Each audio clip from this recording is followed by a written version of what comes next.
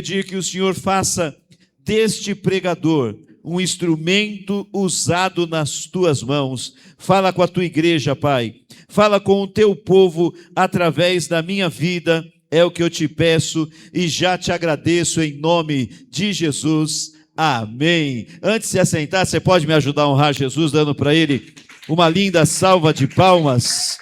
Glórias ao Senhor nosso Deus. Exaltamos o Rei Jesus. Damos a ele glória, honra e louvor. Se assenta um pouquinho. Se tem uma coisa que a gente gosta, é de ouvir uma boa história. E tem pessoas que elas são boas para contar história, não é verdade? Tem pessoas que quando elas começam a contar história, a gente senta, fica ouvindo e dependendo da história que a pessoa conta, a gente ri.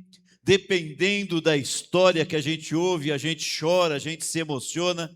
Mas uma coisa que é fato, todos nós gostamos de ouvir uma boa história.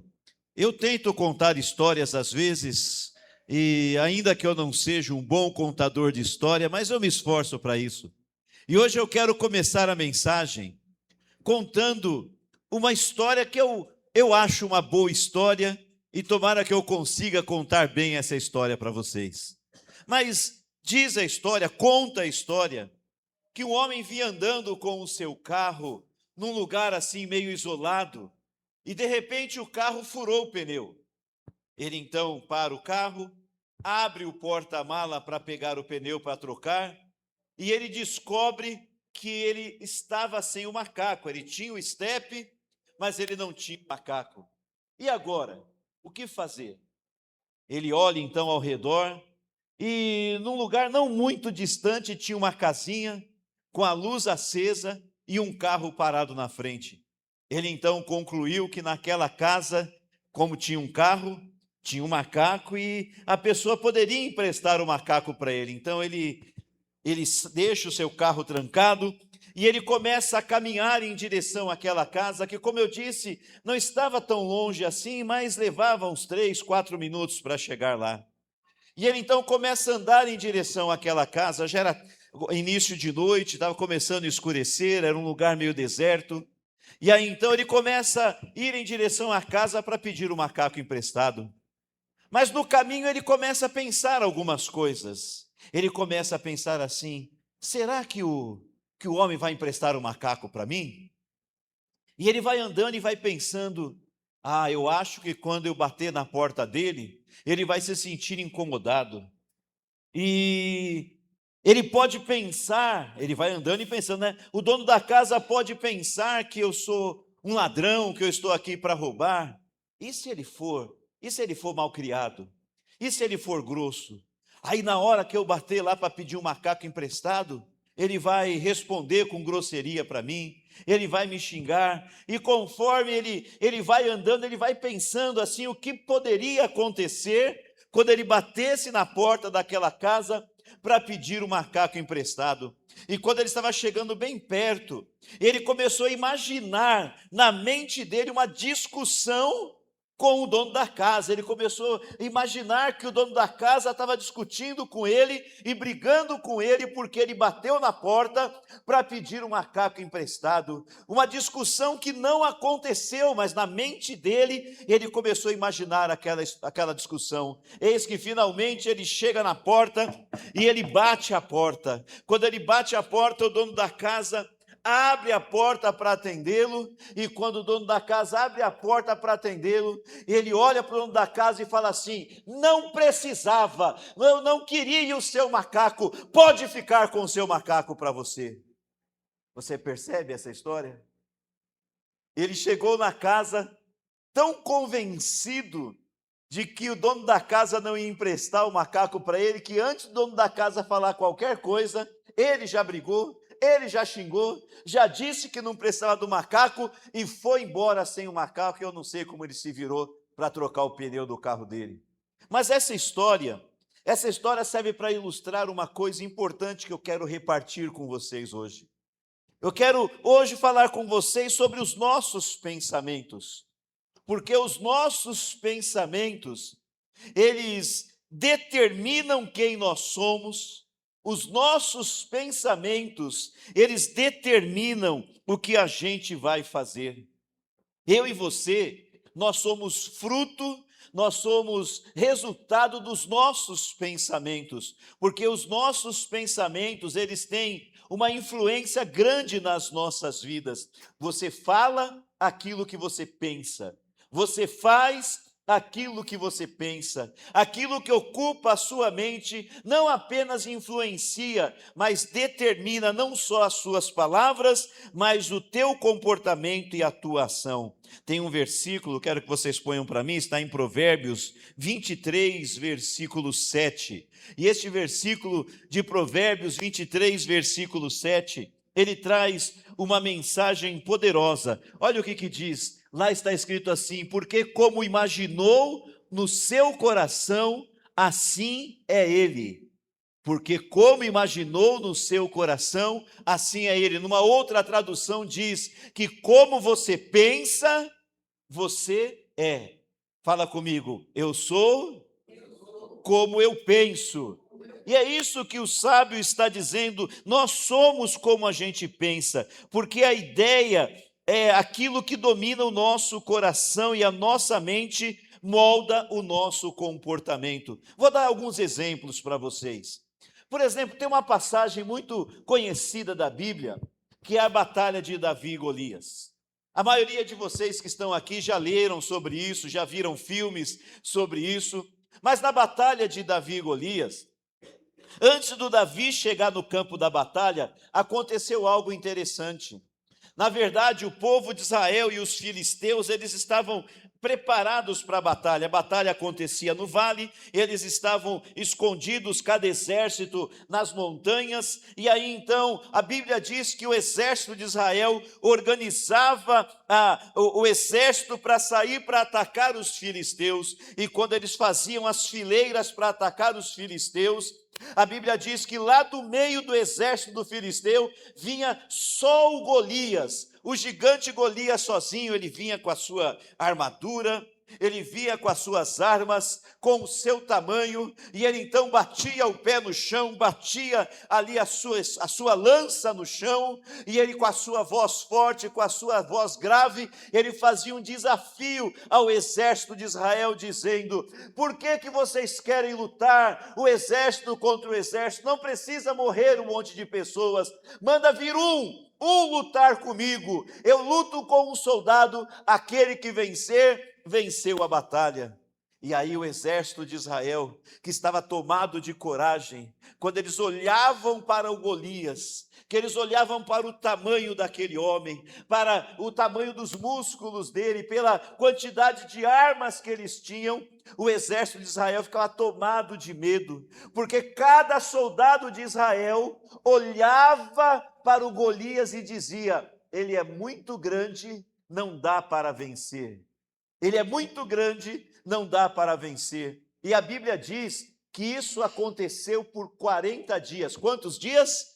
40 dias, dia após dia, o exército de Israel armava as fileiras para lutar contra os filisteus, mas quando eles estavam tomados de coragem, cheios de ânimos para lutar, surgia o Golias e dizia as mesmas palavras: vem um lutar comigo, não preciso o exército. E aí todos os soldados olhavam para o gigante e diziam: ele é muito grande, não dá para vencer. Você sabe que a história conta que os dias foram passando, o rei de Israel via que nenhum soldado tinha coragem de enfrentar o gigante Golias, e aí o rei fez uma proposta dizendo: olha, o soldado de Israel que vencer o gigante Golias, ele vai ser premiado, ele vai casar com a princesa. Casar com a princesa significa o quê? Vai se tornar príncipe, vai casar com a princesa, vai receber ouro, vai receber presentes e vai morar no palácio. E ele então ofereceu esse presente para qualquer um dos soldados que tivesse a coragem de enfrentar e de vencer o gigante Golias. Quando o rei, Jefferson, quando o rei falou assim, que quem vencesse o gigante ia casar com a princesa, primeiro, para começo de conversa, a princesa era bonita. Além de receber a proposta de casar com a princesa, ia virar príncipe, ia morar no palácio, usar as vestes reais, comer a comida real e viver uma vida de príncipe, o ânimo dos soldados mudaram. Todos eles começaram a dizer, não, eu vou vencer o gigante, não, você não, eu que vou, sou eu que vou. E todos ficaram animados para lutar contra o gigante. Mas eis que então eles preparam a batalha, todo mundo dizendo, não, não vai você não, deixa que eu vou, não, eu vou primeiro, eu que vou casar com a princesa. A coragem deles ficou grande, o ânimo deles era enorme, até o momento que o gigante aparece de novo. Porque quando o gigante apareceu, com o seu tamanho, com os seus músculos, com a sua arma e com a sua voz grave, ele disse, venha um soldado lutar comigo. De repente, um espírito de gentileza tomou conta dos soldados de Israel, e um dizia para o outro, vai você, e o outro dizia, não, vai você, pode ir você, e ninguém ia, porque eles olhavam para o soldado e diziam, é muito grande, não dá para vencer. Davi, ele não estava na guerra, porque Davi era novo, ele era novo de idade, e ele não estava entre os soldados. Quem estava lá entre os soldados eram os irmãos de Davi. Davi estava em casa, e o seu pai, preocupado com os irmãos que estavam na guerra, falou para o Davi, vai lá, vê se está tudo bem com os teus irmãos, e leva alguma coisa para eles comerem. E Davi então vem chegando, deixa eu só amarrar meu tênis daqui antes que eu caia, aguenta aí.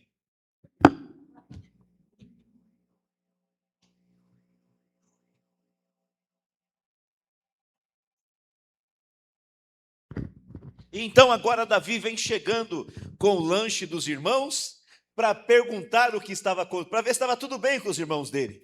E quando Davi vem chegando, a Bíblia diz que ele chega bem no momento em que Golias está desafiando o exército de Israel.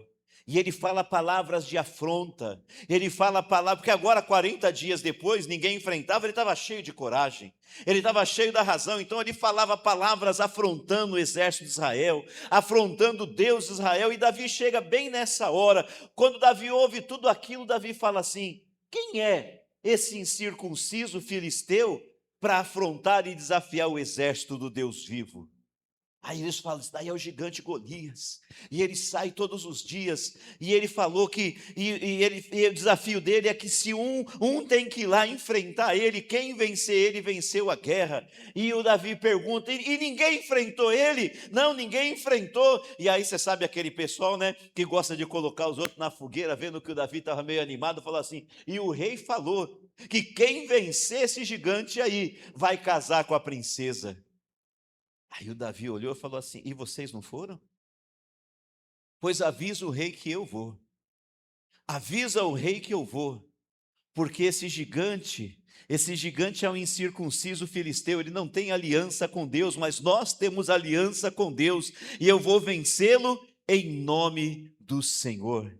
Eu vou vencer ele em nome do Senhor. Avisa o rei. Aí foram lá, contaram para o rei, ô rei, apareceu um corajoso, alguém diz na verdade um maluco, mas aí um corajoso que vai enfrentar o gigante. E o rei falou, manda chamar. Aí quando chega o Davi, novinho de idade, franzino, pequenininho, não tinha cara de soldado, não tinha corpo de soldado. O rei, tomado de dó, falou, não filho, isso daí, olha o tamanho do gigante, não dá para vencê-lo. E o Davi falou assim, não, ele é incircunciso, ele não tem aliança com Deus, nós temos, eu vou vencer ele em nome do Senhor. Mas não dá para vencer. Aí o Davi disse, dá para vencer sim, porque eu estava lá no pasto, tomando conta das minhas ovelhas, não tinha ninguém, estava só eu e as minhas ovelhas, ele explicando para o rei. E aí veio um urso e pegou a minha ovelha, e eu fui lá, briguei com o urso, matei o urso e salvei a ovelha. E ele diz para o rei, teve uma outra vez que veio um leão e pegou a minha ovelha, eu estava no pasto sozinho com a ovelha, e eu fui lá, lutei com o leão, matei o leão e salvei a minha ovelha. E o Davi disse assim, Deus me deu vitória contra o urso, Deus me deu vitória contra o leão, e Deus vai me dar vitória contra esse gigante filisteu, aleluias. Você percebe a diferença de postura? E aí o rei então pega uma armadura, coloca no Davi, mas como a armadura é para soldado grande, Davi era pequenininho, ficou meio desajeitado. Ele falou, não quero isso não. Ele pegou apenas uma funda, que é um tipo de um estilingue, ele pegou 3 pedras e foi para o campo de batalha enfrentar o gigante. E quando ele chega no campo de batalha e fica de frente a frente com o gigante olha para ele, pequenininho, franzino, fraco, e o gigante começa a rir. Eu imagino a risada do gigante, aquela risadona, e aí de repente ele faz uma cara feia e diz para o Davi assim, você está pensando que eu sou um cachorro para vir lutar comigo com um pedaço de pau na mão? Fica sabendo, aí o Davi fez assim, fica sabendo que eu vou quebrar o teu pescoço. Quando ele falou assim, quebrar o teu pescoço, o exército de Israel deu 2 passos para trás de medo, mas o Davi continuou firme. E eu vou pegar sua carne, disse o gigante, e eu vou dar para as feras do campo comer. Aí Davi não andou para trás, Davi não recuou, Davi não fez cara de medo. Davi olhou para o gigante com autoridade e disse, você vem contra mim, com espadas e com lanças, mas eu vou contra você em nome do Senhor dos Exércitos, a quem você tem afrontado, e hoje mesmo o Senhor vai te entregar nas minhas mãos, aleluias. E aí então o gigante dá um brado de guerra, bate o pé no chão e começa a correr em direção ao Davi, pensando que o Davi ia sentir medo, mas o Davi não se amedrontou, porque ele confiava no Senhor. E você já sabe o final da história, ele pega a funda, gira com uma pedra, ele lança aquela pedra e a pedra acerta bem na fonte, aqui, bem nessa parte da testa do gigante, e aquele gigante que afrontou e apavorou o exército de Israel por 40 dias, agora ele cai morto diante dos pés de Davi. Você pode dizer um glória a Deus? Era o mesmo gigante, era a mesma afronta, era o mesmo desafio. Por que o exército não teve coragem de enfrentá-lo e o Davi teve? Porque aquilo que a gente pensa é aquilo que a gente é. Eles olhavam para o gigante, eles diziam o quê? É muito grande, não dá para vencer. E assim somos eu e você. Quando nós olhamos para um desafio, para um problema que surge na nossa vida, quando nós estamos diante de uma dificuldade e a gente olha para aquela situação e diz, é muito difícil, não dá para vencer, essa situação não tem jeito, aquilo que você pensa é aquilo que você é. Se você diz que a situação é muito difícil, não dá para vencer, então você não vai vencer. Se você acha que a situação é muito grande e é invencível, então ela é invencível. Mas Davi chega diante do mesmo desafio, Davi chega diante do mesmo gigante que afrontou o exército por 40 dias, e quando ele olha para o gigante, ele não tem o mesmo pensamento dos soldados. Os soldados diziam, é muito grande, não dá para vencer. Mas Davi olhou para o gigante e olhou para o lado e disse assim, o meu Deus é maior que esse gigante, eu posso vencer. E aquilo que você pensa, você é. Aquilo que ocupa a sua mente determina o que você vai ser na sua vida. Quem está entendendo isso, diz um amém bem forte. Então fala comigo, aquilo que eu penso é o que eu sou. Se você pensar que você é um fracassado, você é um fracassado.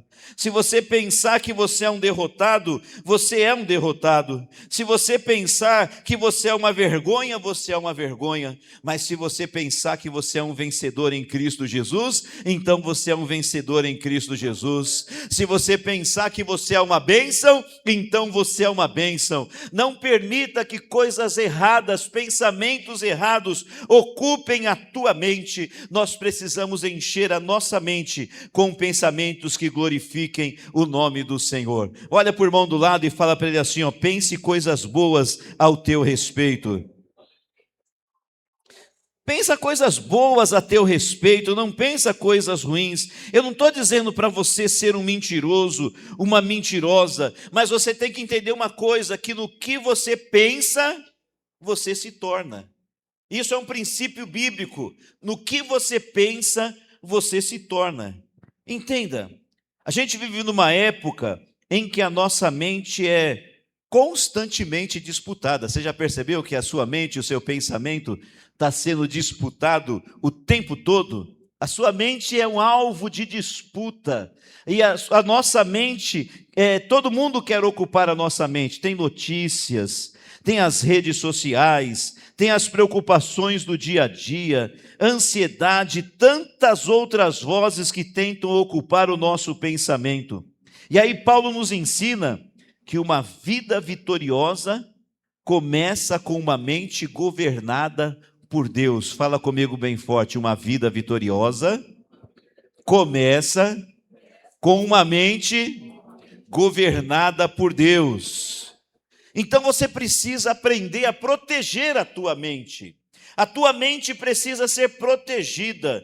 Provérbios capítulo 4, versículo 23. Olha o que está escrito em Provérbios 4, versículo 23. Você tem que proteger a tua mente. Proteger a tua mente, que é o campo de batalha. Sobre tudo que se deve guardar, guarda o teu coração, porque dele procedem as fontes da vida. Quando fala coração, ali está falando dos nossos sentimentos, do nosso pensamento, daquilo que a gente pensa, e de tudo que a gente deve guardar, tem que guardar o nosso coração, guardar no sentido de proteger o nosso pensamento, proteger a nossa mente, porque nem tudo que entra na mente deve permanecer nela. Entenda isso. Nem todos os pensamentos que vêm na nossa mente, a gente tem que deixar na nossa mente.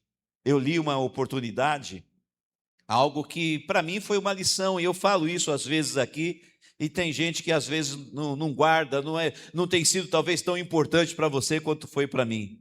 Mas uma vez eu li algo que para mim foi importante, que dizia assim, eu não tenho como impedir que um pássaro voe sobre a minha cabeça. Dá para impedir que um pássaro voe sobre a cabeça? Sim ou não? Não dá, né? Pássaro voa lá em cima, ele está voando sobre a minha cabeça, o que eu vou fazer? Eu não tenho como impedir que um pássaro voe sobre a minha cabeça, mas eu tenho como impedir que ele faça um ninho na minha cabeça. Se ele vier fazer um ninho na minha cabeça, eu tiro ele. O que significa isso? Significa, dentro do contexto que nós estamos conversando hoje, que eu não tenho como impedir que alguns pensamentos venham na minha mente. Quem aqui, além de mim, já pensou algumas coisas erradas ao longo da vida? Dá um sinal com a mão. Eu fui o primeiro que levantei a mão. Já vem pensamento ruim, vem pensamento de coisa errada, vem pensamentos negativos na nossa mente, pensamentos de fazer coisas que desagradam a Deus, pensamentos de fazer coisas que a gente sabe que é errado. Então eu não tenho como impedir que alguns pensamentos venham sobre a minha mente, mas eu tenho como impedir que eles permaneçam na minha mente. Quem está entendendo diz amém. Por quê? Porque a gente tem que proteger a nossa mente contra os pensamentos ruins. Nós precisamos vigiar aquilo que vemos, que ouvimos e alimentamos diariamente a nossa mente, porque a mente é a porta de entrada para as nossas decisões. Os meus pensamentos é que me levam a tomar decisões. A pergunta que a gente tem que fazer para nós mesmos é: o que tem ocupado os meus pensamentos durante a semana? Você pode perguntar isso para você. Pergunta, o que tem ocupado? Pergunta para você mesmo, o que tem ocupado os meus pensamentos durante a semana? Pergunta para você isso, né? Olha, aprenda isso. Encha a sua mente com aquilo que vem de Deus. Então fala para o irmão do lado, encha a tua mente, o teu pensamento com aquilo que vem de Deus. Lá em Colossenses capítulo 3, versículos 1 e 2, Colossenses 3, 1 e 2, o apóstolo Paulo dá um conselho, e esse conselho é assim, portanto, se já ressuscitastes com Cristo, buscai as coisas que são da onde? Do alto ou de cima, né? Depende da tradução. Quando ele fala o alto ou cima, ele está se referindo aonde? Ao céu. Buscai as coisas que são de cima, do alto, que são do céu, onde Cristo está assentado à destra, à direita de Deus. Olha o versículo 2. Pensai nas coisas que são de cima e não nas que são da terra. O apóstolo Paulo está aconselhando a gente a encher a nossa mente, o nosso pensamento com as coisas do céu, com as coisas de Deus. Lembra o que eu já disse para vocês hoje? A nossa mente está sendo disputada.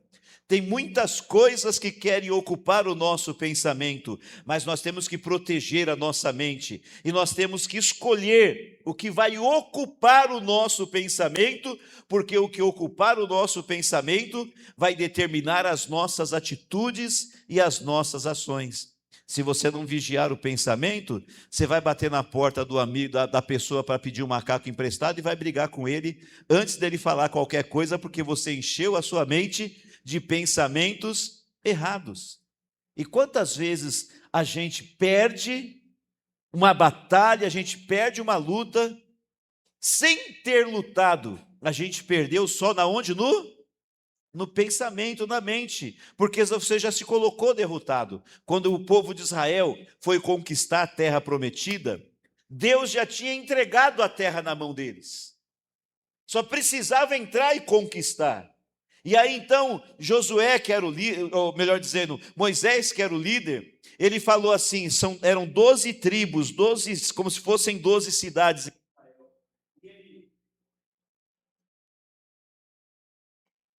Trocar, acabou a bateria.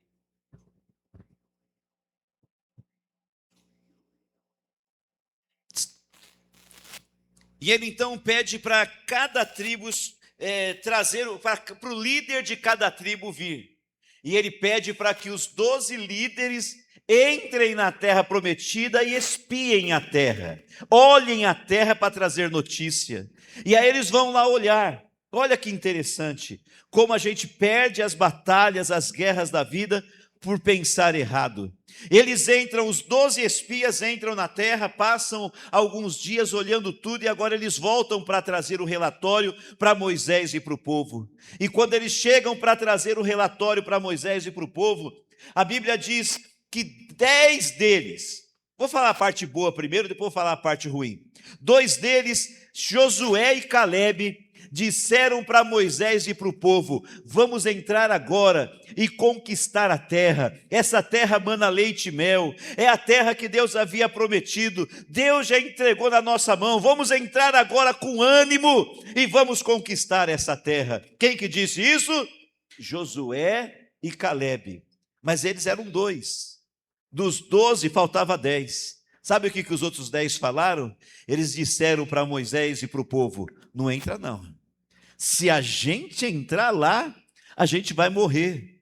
Porque a terra mana leite e mel. As uvas são grandes, os frutos são grandes, mas o povo de lá também é grande. Lá tem gigantes. E se a gente entrar lá, eles vão nos destruir, eles vão nos matar. E sabe o que eles falaram como a palavra mais forte para convencer Moisés e o povo a não entrar? Eles falaram assim: aos olhos deles, nós somos como gafanhotos. Se a gente entrar lá, eles vão pisar na gente e a gente está morto.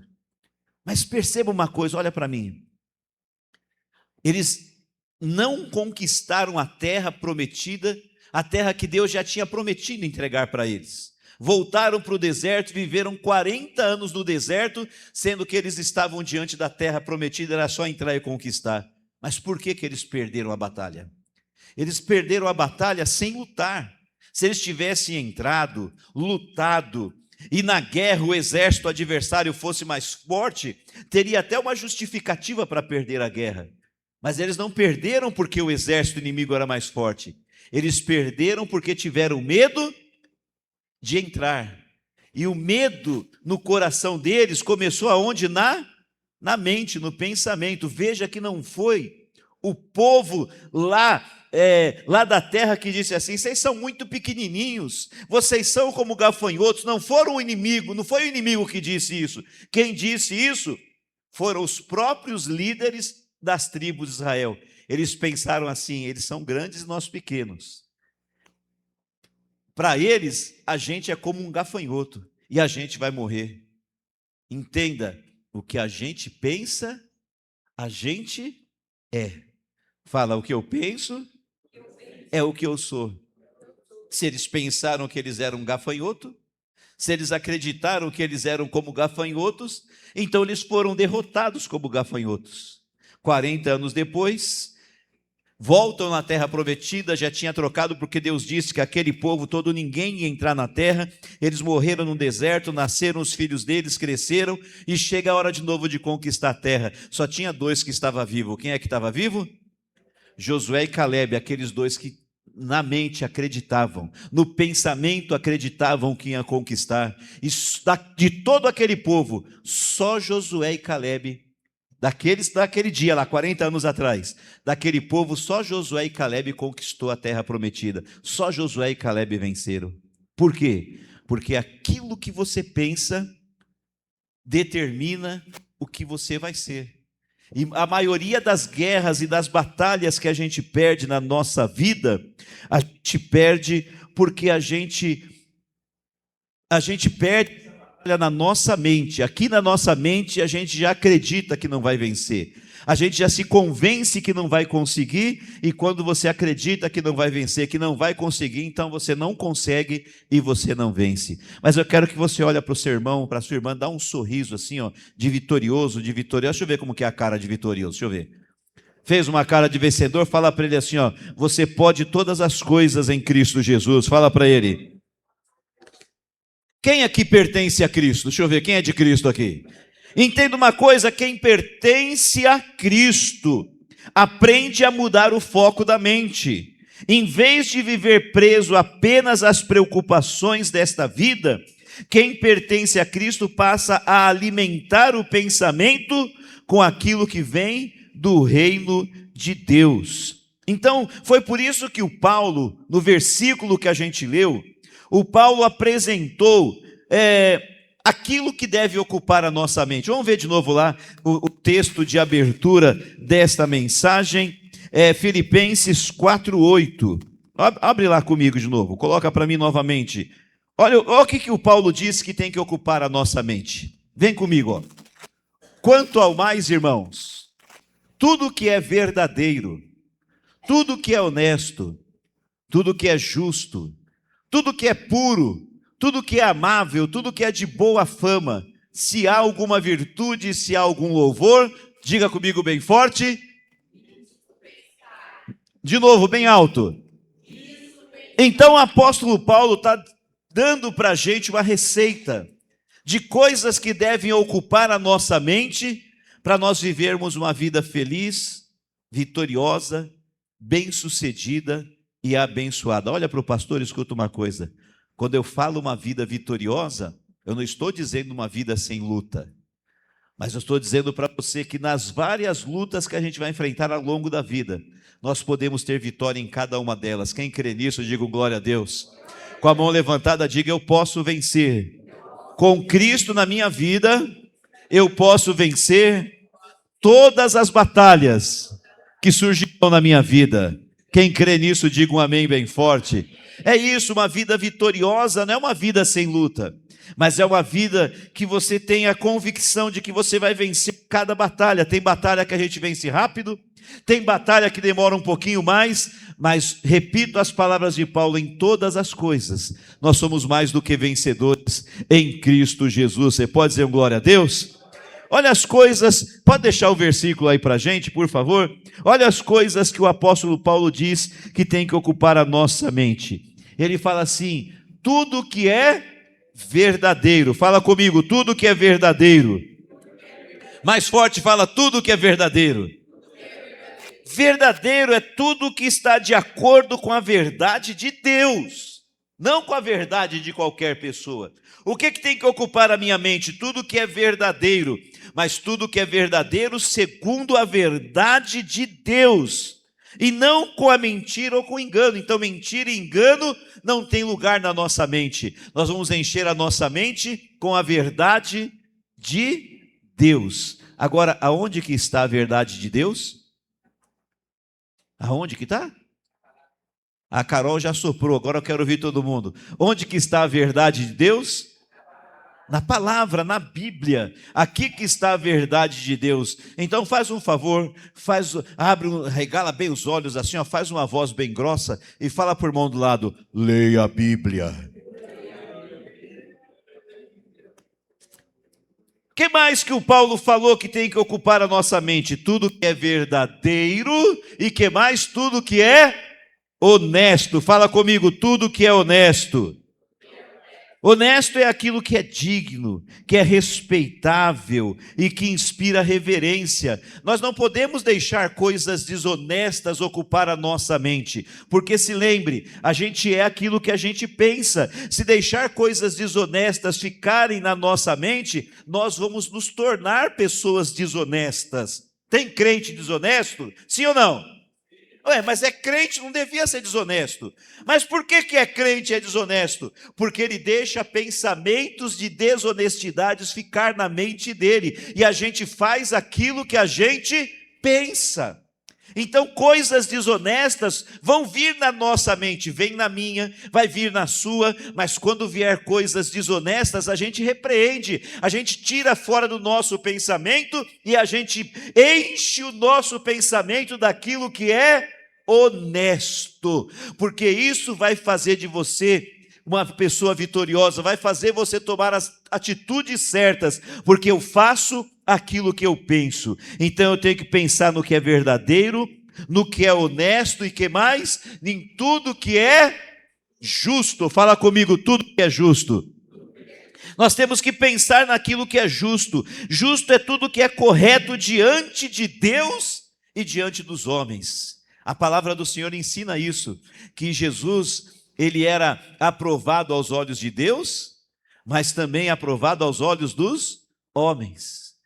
A gente tem que viver de uma maneira justa, mas para a gente viver de uma maneira justa, o nosso pensamento tem que estar cheio do que é justo, porque daí o nosso comportamento vai ser aprovado, agradável e aprovado, primeiro e acima de tudo, por Deus, mas também as pessoas vão olhar para a gente e vão ver na gente boas obras e nós vamos ser aprovados aos olhos dos homens. Por isso que Jesus disse assim, ó, assim resplandeça a vossa luz diante dos homens, para que vejam as vossas boas obras e glorifiquem o nosso Pai que está nos céus. Eu quero repetir esse versículo.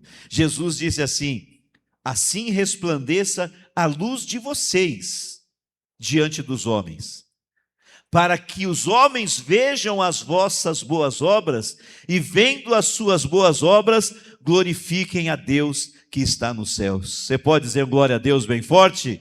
Então a nossa mente tem que ser ocupada por aquilo que é justo. Fala bem forte comigo, tudo que é verdadeiro, tudo que é honesto, tudo que é justo. E qual que é o próximo agora? Tudo que é puro. Fala comigo, tudo que é puro. Pensamentos limpos, pensamentos santos, pensamentos livres de impureza moral. A gente vive numa sociedade corrompida e é tão difícil não pensar em coisas imorais e indecentes, verdade ou mentira? A gente liga a televisão, a gente se depara com imundície. A gente abre a internet, se depara com coisas indecentes e imorais. Sai na rua, se depara com coisas indecentes e imorais. É difícil não pensar nisso. Essas coisas querem ocupar a nossa mente, mas o Paulo está dizendo que a nossa mente não pode ficar cheia de coisas de impureza moral, mas a nossa mente tem que ser pura, tem que ter pensamentos puros. Por isso você tem que proteger o teu pensamento. Você tem que encher a tua mente daquilo que é puro, daquilo que vem da palavra do Senhor. Eu me lembro, há muitos e muitos anos atrás, eu trabalhava numa empresa e eu prestava serviço ali na Avenida Paulista. E eu fiquei residente na Casa das Rosas. Alguém aqui conhece a Casa das Rosas lá na Paulista? É um ponto turístico lá de São Paulo. Quem nunca foi, vai lá, é bonito. Chama Casa das Rosas. E eu ficava residente lá porque tinha equipamento da nossa empresa. E aí tinha um rapaz de uma outra empresa que também era residente e a gente conversava. E aí naquele final de semana passou uma reportagem no Fantástico sobre os monges tibetanos. que eles ficam isolados. Eles ficam isolados, é mosteiro que chama o lugar que eles ficam isolados no mosteiro, separados de toda a civilização, de todo mundo, e eles ficam lá só meditando e tudo mais, né? Uma reportagem legal. E quando chegou na segunda-feira, o rapaz veio conversar comigo, eu não lembro se na época eu já era pastor, mas crente eu já era, e aí ele veio conversar comigo e falou: você viu, irmão, que aquele pessoal lá do Tibete, os monges, aquilo que é santo, porque eles vivem lá longe de tudo, separado, só pensando nas coisas espirituais. E aí então eu parei para pensar, olhei para ele e falei assim: ser santo lá no Tibete, no mosteiro, separado do mundo, não é muito difícil. O difícil é manter a mente pura. Eu apontei para a Avenida Paulista e falei para ele: o difícil é manter a mente pura vivendo aqui, na Avenida Paulista, vendo tudo que a gente vê, vendo sensualidade, vendo indecência, vendo tanta coisa que não presta. O desafio é ser santo aqui, é manter a mente pura aqui. Verdade ou mentira? Porque o meu desafio, o seu desafio é esse: a gente vive no mundo, a gente está no mundo, a gente trabalha no mundo, a gente convive com todas as coisas imorais e indecentes, e nós não podemos deixar estas coisas ocuparem e dominarem a nossa mente. Esse é o nosso desafio. Quem aceita esse desafio aí? Nós vamos ver coisas, nós vamos ouvir coisas, mas elas não vão ficar enraizadas na nossa mente, porque o apóstolo Paulo disse que o que tem que ocupar a nossa mente é tudo que é puro. Fala comigo bem forte: tudo que é puro. Então não aceita imoralidade e indecência na sua mente, porque isso vai te levar ao fracasso e à derrota, vai te levar à vergonha, vai te levar a perdas, mas coloca na sua mente aquilo que é puro. Fala comigo bem forte: tudo que é verdadeiro, tudo que é honesto, tudo que é justo, tudo que é puro, e que mais depois do puro? Tudo que é amável. Fala bem forte: tudo que é amável. Ou seja, tudo aquilo que promove amor, tudo aquilo que promove bondade e tudo aquilo que promove relacionamentos saudáveis. A gente tem que deixar que tudo aquilo que promove amor ocupe a nossa mente, não o que promove ódio, separação, briga. Porque olha para mim e fala a verdade: seja na rua ou seja dentro da nossa casa, tem motivo para ficar bravo de vez em quando, sim ou não? Tem motivo para discutir, para bater boca, para brigar, para ficar bravo, para ficar sem conversar uma semana um com o outro? Tem ou não tem motivos para isso, sim ou não? Quando você deixa essas coisas ocuparem a tua mente, você está deixando de andar no caminho de vitória. Então, ainda que a minha esposa faça alguma coisa que eu não gostei, e que a minha mente fale assim: fique com raiva dela, mas aí está dizendo que o que tem que culpar a minha mente é tudo que é amável. Eu recuso esse pensamento e eu falo: ainda que ela me dê um motivo para ficar bravo, eu escolho continuar amando. Vocês estão entendendo?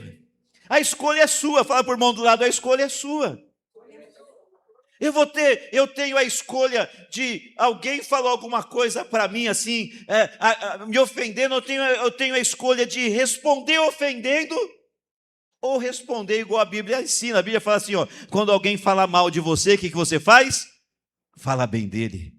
Não é assim? Se alguém te prejudicar, você ajuda a pessoa. Então a gente tem que escolher colocar na nossa mente aquilo que é amável, aquilo que leva à atitude de amor. O que é contrário a isso, a gente tira da nossa mente, a gente tira do nosso pensamento. Fala bem forte comigo: tudo que é verdadeiro, tudo que é honesto, tudo que é justo, tudo que é puro, tudo que é amável.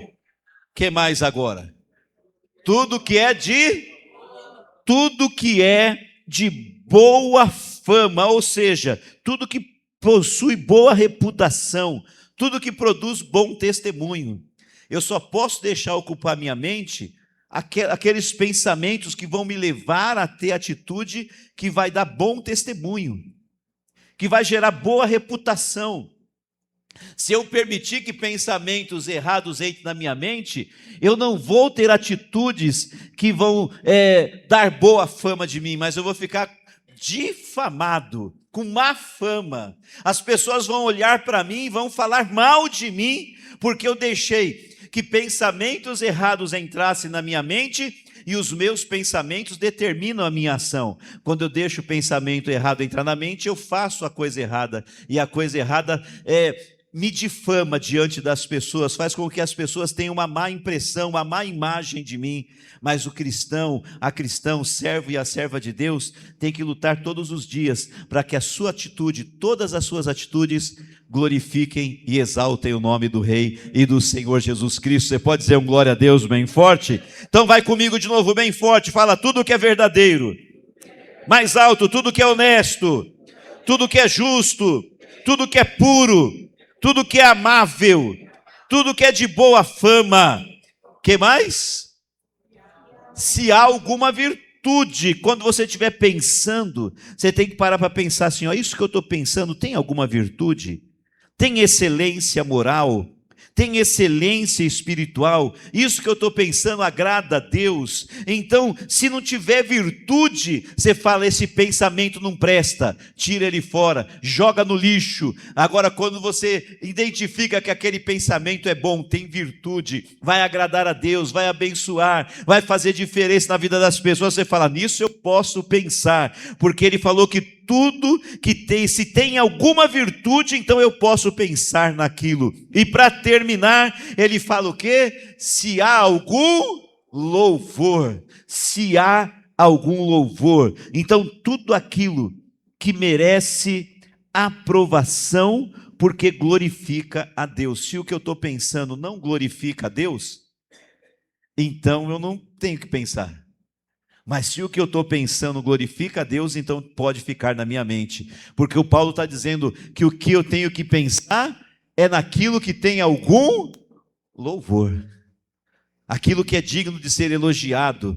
E se aquilo que eu estou pensando então não vai glorificar a Deus, então não tem que ficar na minha mente. Não tem que ficar no meu pensamento, eu tenho que rejeitar isso. Mas quando eu penso, quando vem algo no meu pensamento, eu falo, nossa, esse pensamento aqui glorifica a Deus, esse pensamento aqui exalta o Senhor, então eu vou alimentar ainda mais aquele pensamento, porque aquilo vai ser bênção para a minha vida e para a vida das pessoas. Você pode dizer um glória a Deus? Então vamos lá, diga bem forte após mim, tudo que é verdadeiro, tudo que é honesto, tudo que é justo, tudo que é puro, tudo que é amável, tudo que é de boa fama, se há alguma virtude e se há algum louvor, diga bem forte, nisso pensai. Então põe a mão na sua cabeça e fala assim, eu vou pensar. Fala mais uma vez, eu vou pensar em tudo que é verdadeiro, em tudo que é honesto. Eu vou pensar em tudo que é justo, em tudo que é puro. Eu vou pensar em tudo que é amável, em tudo que é de boa fama, em tudo que tem virtude e em tudo que há louvor. Você pode dizer um glória a Deus e aplaudir Jesus bem forte por isso? Glória a Deus. Fique em pé no seu lugar para a gente ler o último versículo e orar. Põe para mim Romanos 12, 2.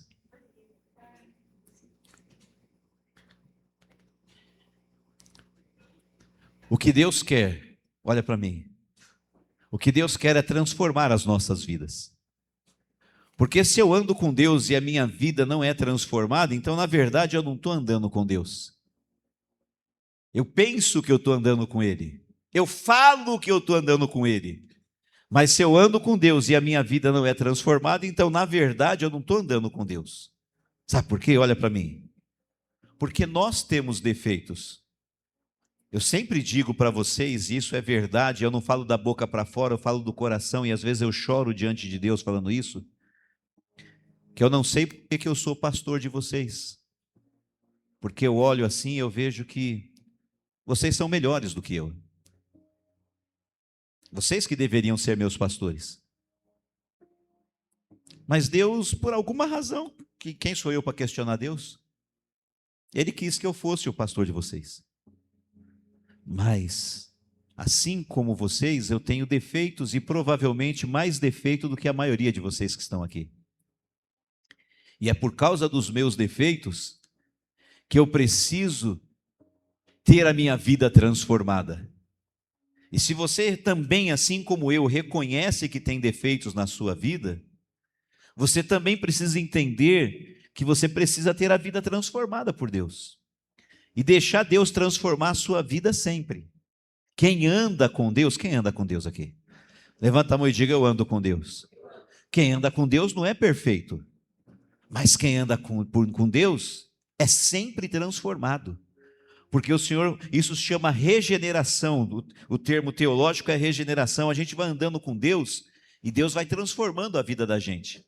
Deus vai consertando a gente, sabe? É igual um carro amassado, aí ele vai lá no paralama, conserta o paralama um dia, no outro dia ele vai na porta, e ele vai dando aquela melhorada, né? Aí chama o eletricista, dá uma consertada lá nas luzes que estão apagadas, aí chama o pintor, pinta onde está feio, e assim a gente vai andando com Deus e ele vai aperfeiçoando a nossa vida. E você precisa entender que toda transformação na nossa vida, ela começa no nosso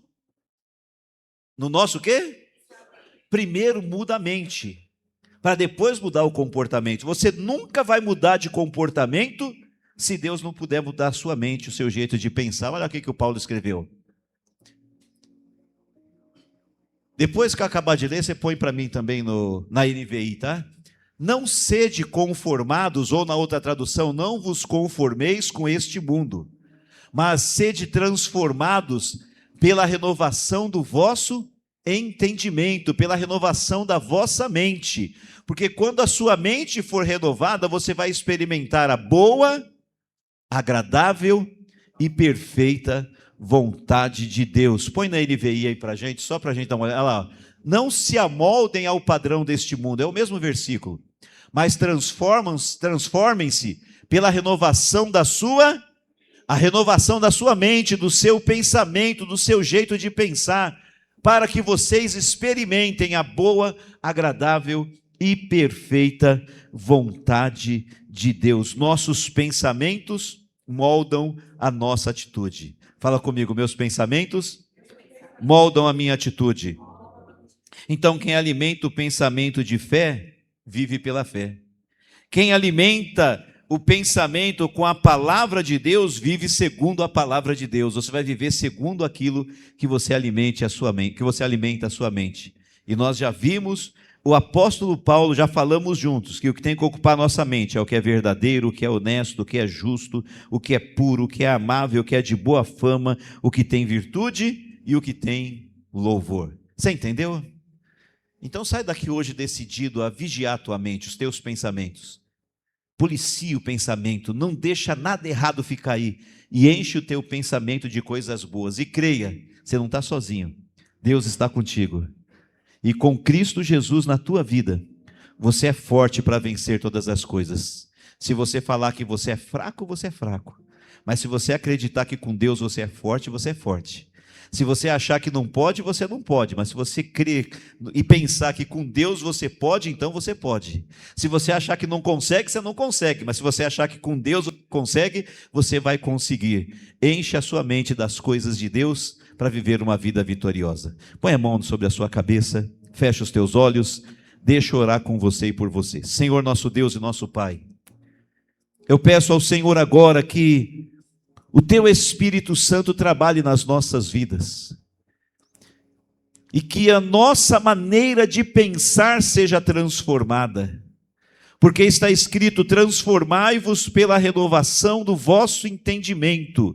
Nós queremos experimentar a boa, a agradável e perfeita vontade do Senhor, mas isso só vai acontecer se nós deixarmos o Senhor transformar o nosso jeito de pensar. Por isso eu peço, Espírito Santo de Deus, que habita em nós, transforma a nossa mente, transforma o nosso modo de pensar, para que nós possamos pensar como o Senhor quer que a gente pense, para que a gente encha o nosso pensamento com as coisas dos céus, com as coisas de Deus, com as coisas espirituais, para vivermos o melhor do Senhor, porque o Senhor tem o melhor para nos dar nesta vida. Eu oro abençoando a tua igreja e o teu povo em nome de Jesus. Agora estende as mãos, porque eu vou orar pedindo para Deus te abençoar. Essa oração foi pela mensagem, mas agora eu vou orar para Deus te abençoar. Você precisa de uma bênção? Você precisa de algo de Deus? Creia, Deus tem bênção para dar. E a gente só vive aquilo que a gente acredita. A gente só recebe a bênção que a gente crê que pode receber. A gente só vive o milagre que a gente acredita. E se você crê agora, você vai viver a glória de Deus na sua vida. Senhor meu Deus e meu Pai, eu agora faço a oração da fé.